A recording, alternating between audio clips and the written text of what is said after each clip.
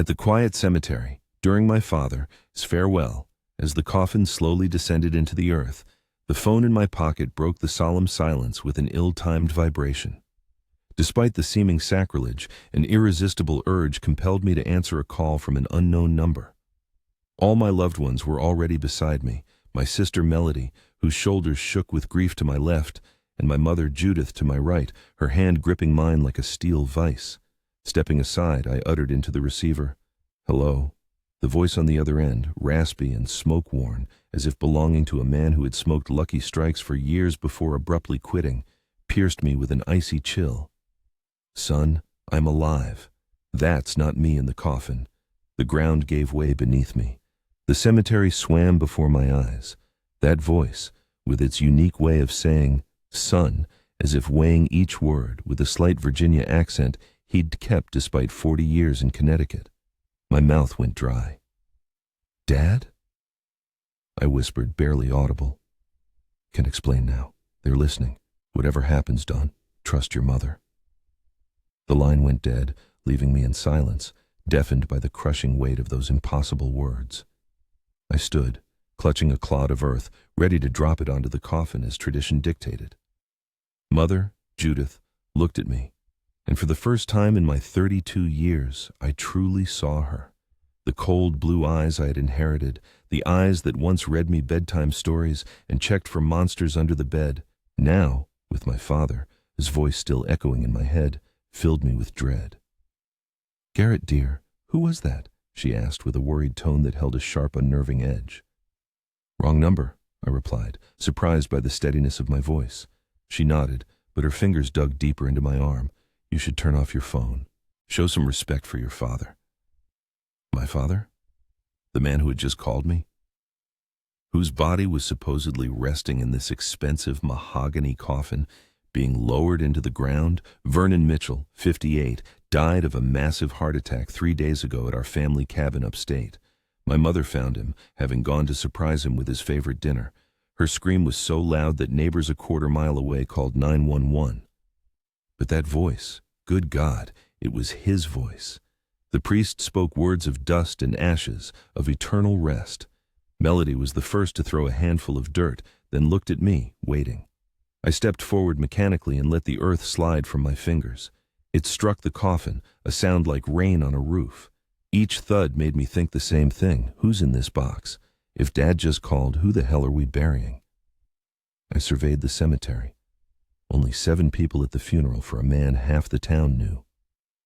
Vernon played poker every Thursday, attended the Veterans Club every Sunday, and drank coffee with his contractor friends every morning at the same diner for 15 years. Where was everyone? "It's a shame so few people came," Judith said, as if reading my thoughts. But Vernon had become withdrawn lately. You know how he could be. Those moods, the effects of PTSD after 3 tours in Afghanistan, which he never spoke of. Nights spent sitting on the porch until dawn, staring into space. The way he sometimes looked at strangers, as if assessing distance and wind speed, but withdrawn from people. That wasn't Vernon. He might retreat into himself, but he never pushed people away. He endured. He stayed. Hector should have been here. Vernon's combat buddy, the only one who truly understood what he'd been through overseas. They talked every week, met for a beer every month, but Hector was nowhere to be seen. "Mom," I started, but she cut me off. "The reception will be at home. We need to go." "Guests are waiting." "What guests?" "The 7 people who came to the funeral director and his assistant, and the priest who kept checking his watch." The clock's hands moved relentlessly forward.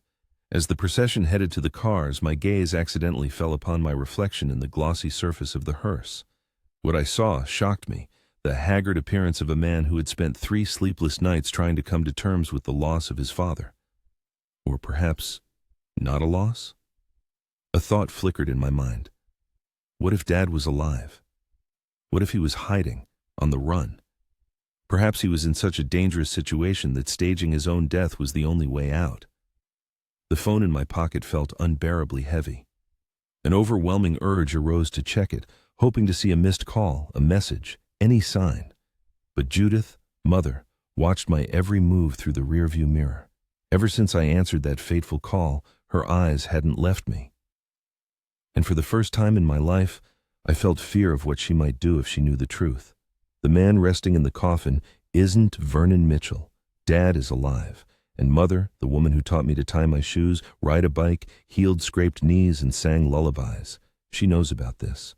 Undoubtedly, she knows. And that means someone else, a stranger, is in the coffin. It means she deceived the police, the funeral home, everyone. And finally, it means my own mother might be a murderer. The absurdity of this thought should have made me laugh, but instead, it paralyzed me with terror. Judith was a successful realtor, specializing in selling homes. She organized book clubs and baked delicious banana bread for charity fairs. She volunteered at a literacy center. She cried over commercials with abandoned animals. But now, watching her drive, with a firm grip on the steering wheel, her face calm and unruffled despite having just buried her husband, it was clear that something was wrong. Since the news of Vernon's death, she hadn't shed a single tear. Not one. 3 days earlier, in his Philadelphia office, he was debugging code when his sister's name flashed on his phone. Melody never called during work hours. She usually texted, memes or complaints about her fourth-grade students, but never called. His heart pounded before he even answered. Garrett, Dad died. Heart attack at the cabin. The words seemed nonsensical. He asked her to repeat them twice. Vernon Mitchell didn't have heart attacks. Vernon Mitchell ran 5 miles every morning at dawn. He ate oatmeal with flax seeds and regularly monitored his blood pressure.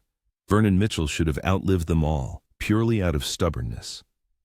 Mom found him this morning, Melody continued, her voice trembling. She came to surprise him with a pot roast. He was lying on the living room floor. The paramedics said he'd been dead for several hours. The drive home to Connecticut was a blur. Only fragments remained, rain on the windshield, the GPS recalculating after a missed exit, pulling into the driveway of his childhood home, and Vernon, as pickup, parked in its usual spot, as if its owner would step out the front door any moment. Vernon wasn't just a father. He was a puzzle his son had tried to solve for 32 years. A former military contractor, 3 tours in Afghanistan, involved in matters he never commented on. He came back a different man in 2010, not broken, but walled off from the world, as if he'd locked something vital inside himself and swallowed the key. They talked about baseball, the Yankees, pitching rotation, whether Ford or Chevy trucks were better, safe topics. Never about his work overseas, never about why he sometimes stared blankly for hours, or why he kept a loaded Glock in his nightstand, or why he always sat with his back to the wall in every restaurant.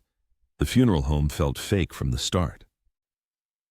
Berkshire & Sons, the place where all funerals in their town had been held since 1952, suddenly felt like a movie set. Too quiet, too empty. The parking lot should have been packed. Vernon knew everyone. He'd rewired half the town's homes holding an electrician's license.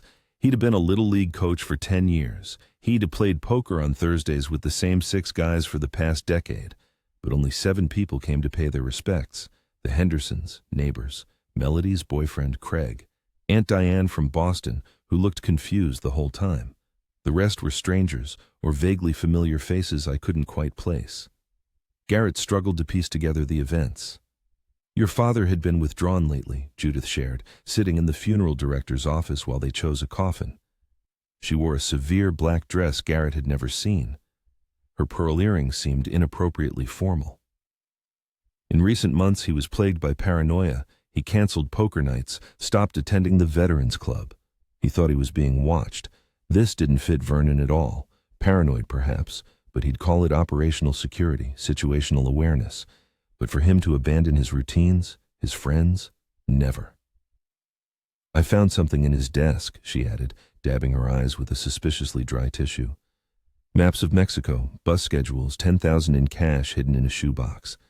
It looks like he was planning to abandon us, Garrett. That's absurd, Garrett countered. Dad would never just leave. People change, she replied evenly, especially when they keep secrets. Mr. Berkshire, the funeral director, seemed extremely agitated. He constantly checked his phone, apologizing for urgent calls. When Garrett asked to see Vernon one last time, he almost jumped. The body has already been prepared, Mr. Mitchell. The coffin sealed. That was your mother's wish. Since when do we seal coffins before the viewing? Garrett wondered. Since I decided I wanted to remember him alive, not pumped full of formaldehyde and painted like a doll, Judith interrupted. There was a steel in her voice Garrett had never heard before. Melody noticed it too. She gave Garrett glances like when they were kids, and their mother acted strange. That evening, Garrett went through photo albums, selecting pictures for the memorial plaque. Vernon in his army years, young and serious. Vernon teaching him to ride a bicycle, his hand on the seat, as if promising never to let go. Vernon and Judith at their 30th wedding anniversary last year, he in his only decent suit, she in a blue dress, both smiling but not touching. Then it hit Garrett. In all recent photos, Vernon looked haggard, not just tired, but watchful, as if he was waiting for something. And in every picture from the last 6 months, he looked at Judith not with love or tenderness, but with something else. Suspicion. Vernon Mitchell feared his own wife. After the call at the cemetery, everything became a living nightmare. Back at his mother's house for the reception, Garrett saw she played the grieving widow flawlessly. Too flawlessly. Vernon, his favorite foods were on the dining table, Swedish meatballs, potato salad, small rye crackers. She told stories of how they met at a hardware store when she needed help choosing a drill. Everyone nodded and smiled, but Garrett couldn't shake his father's voice. "Don't trust your mother. You look pale, dear," she said, touching his hand. Her fingers were icy, despite the warmth in the house. "Who called you at the cemetery?" "Wrong number," Garrett managed. "Someone looking for a pizza place." She held his gaze for 3 seconds longer than she should have. How strange. A wrong number at precisely this moment. That night, Garrett lay in his childhood bed, staring at the ceiling. Every creak in the house made him jump. At 2 a.m, he heard footsteps in the hallway. Slow, measured. They stopped at his door. Garrett held his breath, watching the shadow under the door. After what felt like an eternity but was probably only 30 seconds, the footsteps continued down the hallway. Garrett waited another hour before moving. Vernon's study was downstairs behind the kitchen. Garrett knew exactly which floorboards creaked and avoided them, muscle memory from teenage escapades. The study door was locked, which was unusual, but Vernon had taught him to pick locks when Garrett was 15. He'd said it was a useful skill that might save his life someday. The irony was not lost on Garrett as he fiddled with the pins with a paperclip. Inside, a sinister order reigned, as if after a thorough cleanup. The computer was gone, filing cabinets gaped empty, and old photo albums, holding fragments of years lived, had vanished. It seemed 4 decades of memories were erased without a trace. But the narrator knew Vernon too well to believe it. Paranoid, yes, but also methodical to the core, he always had a backup plan. The loose floorboard under the desk was their shared secret. There, Vernon hid his son's report cards when algebra became an unbearable burden. There, cigarettes, a secret pleasure after quitting his bad habit. There, what held true value. With trembling hands, the narrator pried up the floorboard with a letter opener. Inside, he found a burner phone, still charged, 30,000 in crumpled bills, neatly sorted and rubber-banded, and a USB drive labeled "Insurance" in Vernon as large, recognizable handwriting. Tucking the phone and drive into his pocket, the narrator replaced the floorboard and carefully went upstairs. In his room, he opened his laptop and plugged in the drive. Password protected, of course. He tried usual combinations, birthdays, anniversaries, Melody, his name, his own name, and failed. Vernon's words about passwords came back. "They should mean something only to you, son." A moment no one else would guess. The narrator entered the date of their first Yankees game together. Just the two of them. No mom or Melody. August 17th, 2008. The screen unlocked, and what he saw sent a chill down his spine. Financial reports appeared, dozens of documents featuring Judith as name, accounts Vernon had never mentioned. Wells Fargo, Chase, Bank of America, and 3 offshore banks in Cyprus and the Cayman Islands. Money flowed through convoluted schemes, always just below federal reporting limits. The total amount was staggering, $3.7 million over the last 18 months. But that was just the beginning. Insurance policies in Vernon's name, 3 from different companies, purchased over the last 6 months. Total payout, $8 million. Judith Mitchell was the beneficiary on all policies. However, the signatures raised doubts. Vernon's signature was there, but it wasn't his handwriting. The narrator had seen that signature thousands of times. It looked similar, but the V was too sharp, the AN too curved. Next were medical records. Vernon S.'s full medical exam conducted just 2 weeks ago. Blood pressure 118/72, cholesterol 165, EKG perfect rhythm. The doctor, as conclusion stated, patient in excellent health for his age. Heart shows no signs of disease or stress. Could run a marathon if he wanted. And just 2 weeks later, a massive heart attack. The narrator wasn't the doctor, but such a rapid decline seemed impossible. The last folder was labeled real estate. Inside were documents for properties supposedly sold by Judith, addresses that didn't exist in reality, buyers with social security numbers belonging to deceased people. Shipping manifests from her real estate company to addresses in Moldova, Russia, Vietnam. What realtor ships things overseas? Suddenly, his phone vibrated. A message from an unknown number. Check the funeral home surveillance footage, 2:47 a.m., 3 nights ago, back entrance. You're not safe in that house. Immediately, another message followed. Your mother left 10 minutes ago, black sedan heading north. You have about an hour. Grab everything and go. The narrator grabbed the cash, the burner phone, and the USB drive. Leaving Vernon's study, he noticed another detail, a credit card receipt tucked behind a desk lamp. It was for a storage unit rental in another part of town, paid a year in advance, Section 47B. Dated 3 weeks ago. Vernon had anticipated this, he had prepared for it, and now he trusted his son to finish what he started. The narrator knew he should go to the police, but the message warned of corrupt local cops. Instead, he headed to the storage unit, using Vernon as key taped under the desk drawer. Section 47B was small, climate-controlled, and packed with evidence, boxes of documents, photos, surveillance equipment, and a laptop with a sticker. For Garrett, password, your first dog, as name plus jersey number, Buster 27. Of course, Vernon would use that. The laptop contained months of hidden camera footage from their house. The narrator, his skin crawled as he watched his mother move through the rooms, but Vernon had marked specific timestamps. He clicked on one, from 2 months ago. Judith was speaking on the phone in flawless Russian. The woman who claimed she barely managed school Spanish was apparently conducting complex business negotiations in perfect Russian.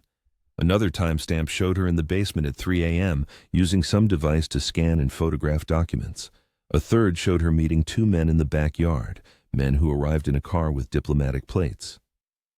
Vernon had labeled this file, March 15th handler meeting. The burner phone buzzed in his pocket, displaying only the letter AH. A raspy voice said, Riverside Diner, back booth, 20 minutes. Come alone. Bring everything. Hector, Vernon's old army buddy, looked haggard at the diner. A week, a stubble covered his usually clean-shaven face, and a Marine Corps tattoo peeked from under his rolled-up sleeve. He took the seat opposite, immediately assessing the view to all exits. Your father figured it out 3 weeks ago, he began without preamble. The woman living in your house isn't it Judith, and hasn't and been for a year and a half. That's impossible. I would have noticed. Melody would have noticed. Hector slid a tablet across the table. On the screen were 2 sets of fingerprints. On the left, from your parents, marriage certificate from 1989. On the right, from a wine glass your mother touched 2 weeks ago. No match. A completely different person. Fingerprints don't change, he said, his voice sounding muffled even to himself. Exactly. Your father started noticing oddities about 6 months ago. She forgot her shellfish allergy, eating a whole plate of shrimp at the Carlsons' anniversary party. Started playing the piano, claiming she'd taken lessons, though Judith never had musical talent. She could barely keep a beat. All these could be explained individually, but together. Plus this. He pulled out a photo from a Hartford airport surveillance camera, taken a year and a half ago. The woman in the picture looked exactly like his mother, but she was exiting international arrivals from Moscow. The time coincided with 3 days after his parents' trip to Maine, from which they were supposedly returning home. Your mother didn't come back from that trip, Garrett. This woman did, and your father spent the last 6 months gathering evidence, trying to find out what happened to the real Judith without exposing the imposter. So where is my real mother, Hector? His face darkened. Vernon found evidence of a fire at the cabin in Maine, A body burned beyond recognition, identified as a vagrant, but dental records were classified, which never happens with unidentified bodies. Your father got a warrant to declassify them last month. He didn't need to say it aloud. It was in his eyes. His real mother had been dead for a year and a half, and he'd been having Sunday dinners with her killer. Vernon was building a federal case, Hector continued. The FBI, CIA, anyone who would listen, this isn't just identity theft. Your fake mother is part of something bigger, a network that infiltrates families, takes over their lives, drains their assets, then disappears. Vernon found at least 12 other cases with a similar pattern. Then why fake his death? Why not just arrest her? Because 3 days ago, she got ahead of him. He came home from the cabin early, catching her transmitting something on a shortwave radio. She didn't see him, but she sensed someone. Started asking questions, became suspicious. Vernon called me that night, said if anything happened to him, I needed to watch the funeral. Said she, try to bury the evidence, literally. The body in the coffin, exactly. We needed to know who she killed to fake his death, but more importantly, Vernon needed to disappear before she made him disappear for good. He took out the USB drive. He left this, financial reports, insurance policies, everything. Hector plugged it into his tablet and quickly scrolled through. This is it. This is what we need. But we need more. We need her true identity, her contacts, her next move. How do we get that? You'll go back to that house, play the grieving son, and find her real documents. Every spy has a go bag, fake passports, emergency cash. Find it. You want me to go back there to her? Vernon is watching the house. I have backup ready. The FBI will be here in 40 minutes if needed, but we need the last piece of evidence. We need to know who she really is. In reality, the situation was far more sinister than it seemed. Melody's image flashed in Garrett's mind, naively trusting the woman hiding her true nature. His sister was unaware of the danger hanging over her. Judith was a professional killer, and as soon as she sensed exposure, there would be a victim. Play along with her, Garrett, for Melody's sake, Vernon's words echoed in his head. After returning home, Garrett waited for Judith to take her nightly dose of sleeping pills, which, according to the prescription, was triple the normal amount. He watched her wash down the pills with wine. Such a combination would knock out a larger person. Judith kissed his forehead, assuring him they would get through this together, and went up to the bedroom. Garrett waited 40 minutes until he heard her snoring through the ceiling. A suffocating atmosphere of a stranger's presence settled over the house. Every family photo on the walls now seemed a sinister testament to a crime. Garrett methodically began his search, following Vernon's instructions. First, check the most obvious places, as criminals are often lazy. Kitchen cabinets were empty. The home office had already been thoroughly cleaned out. The master bedroom was too risky while Judith slept there. Recalling Vernon's advice on hiding spots, Garrett headed to the basement, cluttered with old paint cans from countless renovations. It was there, Vernon believed, that no one would think to look for evidence. Opening the cans one by one, Garrett found most contained dried paint. The seventh can felt suspiciously light. Inside, wrapped in plastic, were 5 passports with his mother as photo, but under different names: Katerina Vulova. Russian passport, Marie Fontaine. French, Sarah Chen, Canadian, Elizabeth Kruger. German and Judith Mitchell, American, issued just 18 months ago. Behind the passports were newspaper clippings that made Garrett as blood run cold. Connecticut woman missing after house fire. Local realtor vanishes without a trace. Mystery surrounds death in Maine cabin fire. All the missing women bore a distant resemblance to his mother and had disappeared within the last 2 years. The woman sleeping upstairs was not just a killer, but a serial one. But that wasn't all. The can also contained a notebook filled with observations about Garrett, his family, his habits, Melody, his work schedule, Vernon's routine, information on relatives, finances, and medical history. Judith studied them like museum exhibits. One entry, made 3 months ago, read, "V is becoming suspicious. May need to accelerate the plan. G remains oblivious. M fully trusts." At the bottom of the can was a phone Garrett had never seen. Turning it on, he saw messages in Russian on the screen. Garrett didn't understand the text, but he recognized numbers, dates, dollar amounts, and photos of other families, other potential victims. Suddenly, Garrett's phone rang. It was Melody. "Garrett, where are you?" Mom woke up and she is acting strange. She's talking on the phone in Russian. Since when does Mom speak Russian? Garrett's blood ran cold. "Melody, get out of the house immediately." "What? Garrett, you're scaring me. She's standing right here looking at me." Garrett heard footsteps overhead, slow and measured, approaching the basement door. "Garrett," Judith S. voice said from the top of the stairs, but with a different, barely perceptible Eastern European accent. "I know you're here, and I know what you know." Garrett quickly shoved all the evidence into his backpack. "Melody's calling the police!" he yelled. Judith laughed, and it wasn't her laugh, but the voice of a completely different person. "No, she's not. She's right here beside me." Garrett heard Melody's muffled scream, then sounds of a struggle. "Here's what's going to happen," the woman who wasn't, his mother said, her accent growing stronger. "You're going to bring me those documents. We'll have a nice family chat, and then you'll have an accident. Grief, you understand? It makes people do terrible things." But Garrett was ready for this turn of events. Vernon had prepared him well. Before going into the basement, he'd set up a live stream from his laptop, broadcasting everything to a cloud server. He hit send on a pre-prepared email to the FBI, attaching all files from the USB drive and photos of the found evidence.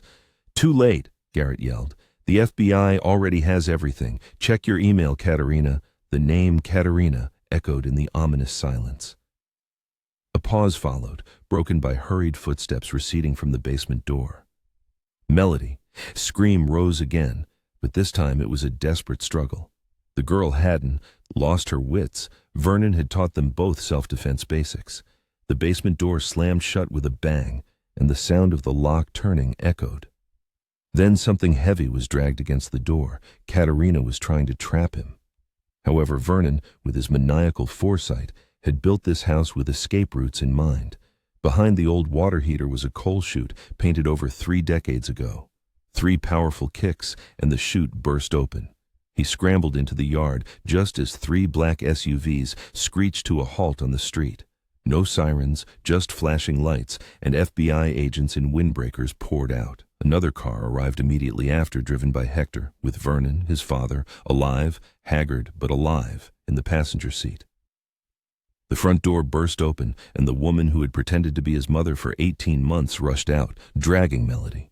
But Melody, his brave younger sister, did what Vernon had taught them. She went completely limp, becoming an unmanageable dead weight.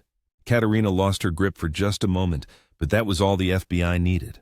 3 agents swarmed her at once. She fought back with the fury of a wild animal, screaming curses in Russian, French, and other unfamiliar languages. But it was over. Finally over. Vernon didn't even look at her as the agents led her away. He simply pulled him and Melody into the first genuine hug they'd had in years. They stood in the yard while curious neighbors peered from windows, and the woman who had stolen their mother screamed threats from the police van. And somehow, they were still standing together. "I'm so sorry," Vernon whispered. "I'm so sorry I made you believe I was dead." The body in the coffin belonged to an unidentified man from the morgue who had died of natural causes. Katerina stole him to fake Vernon. His death, planning to cremate the body before anyone could ask questions. The real Judith, their real mother, had been dead for 1.5 years, killed in the main cabin and burned beyond recognition. The woman who made them breakfast, attended Melody, school plays, and kissed them goodnight was Katerina Vulova, a former Russian intelligence officer who had become a professional identity thief. The FBI explained everything in a sterile interrogation room. Katerina was part of an international network specializing in family replacement operations. They identified wealthy victims, studied them for months, then killed and replaced family members who had access to finances. She killed his mother during an anniversary trip, assumed her identity, and spent 18 months draining accounts and gathering intelligence for her handlers. Vernon started noticing inconsistencies 6 months ago. The way she held her coffee cup with her left hand, though Judith was right-handed. How she suddenly couldn't recall the name of his first dog. How she hummed Russian lullabies while cooking. Small details, adding up to one unbelievable conclusion. This wasn't his wife. "I thought I was going crazy," Vernon confessed later, sitting in an FBI safe house. The PTSD had finally caught up. I even went to a psychiatrist, convinced it was paranoia, but then I decided to test her. I asked about our first date, changing some details. She agreed with the false version. The real Judith would have immediately corrected me. He hired a private investigator who uncovered the truth, and he began collecting evidence. But when Katerina started suspecting him, he knew she would kill him, just as she had killed his wife. So he faked his death with the help of Hector and an FBI agent who had been tracking this network for years. "Why didn't you tell us?" Melody asked for the 100th time. "She was living in my house. I couldn't go back there." "Because you both had to believe it," Vernon replied. "Your grief had to be real. These people have markers they use to tell if someone is faking. One wrong reaction, and she would have killed us all." The network Katerina belonged to was vast. 23 members were arrested in 6 countries. 47 stolen identities were recovered. Families finally got answers about their missing loved ones. The FBI found 3 other cases identical to theirs, where children lived with imposters for over a year. More than a year had passed since the nightmare descended upon their lives. Melody sees a therapist twice a week, seeking to heal her emotional wounds. Nightmares still haunt her, bringing her back to the moments of realizing the woman who lulled her with bedtime stories was a stranger. The specialist explains it as a complex form of grief, mourning a loss that occurred long before she understood. Yet, Melody shows resilience. She organized a support group for families affected by identity theft, finding solace in helping others. After a long period of silence, Vernon and the narrator finally began frank conversations. On the balcony of their new apartment, Vernon shared memories of Afghanistan, revealing what had kept him awake. He confessed he suspected something was wrong, but convinced himself it was trauma-induced paranoia. One evening, watching the sunset, he said, "I realized one thing: evil doesn't always burst into your life with a weapon. Sometimes it makes pancakes on Sundays, helps with homework, and smiles while planning your demise. Sometimes it wears the mask of a loved one." Asked how to trust people now, Vernon replied after a long pause, "We don't stop trusting, son. We just learn to be vigilant. Your real mother used to say that trust is like faith. It is necessary for life, but blind faith is destructive. Reasonable faith, based on attentiveness, that's what saves lives." 6 months later, the narrator returned to Philadelphia, seeking to resume a semblance of normal life. However, the concept of normal blurs when you bury your father, then find him alive, and learn your mother was killed by an imposter. An FBI psychologist claims it will take years to fully process what happened, and she is probably right. But in that time, the narrator realized that family isn't just blood ties or those who raised you. Family is those who come to your aid when your world collapses. It's Hector, who risked everything for Vernon, the FBI agent who believed his father. It's an incredible story. Melody, who became his closest friend in this nightmare, and Vernon, who faked his death to save their lives. Sometimes the dead dawn, stay in the grave. Sometimes it's a curse that haunts forever, sometimes a life-saving gift, and sometimes both. And sometimes the greatest gift a father can give his children is to rise from the dead to protect them from the monster hiding behind their mother's face.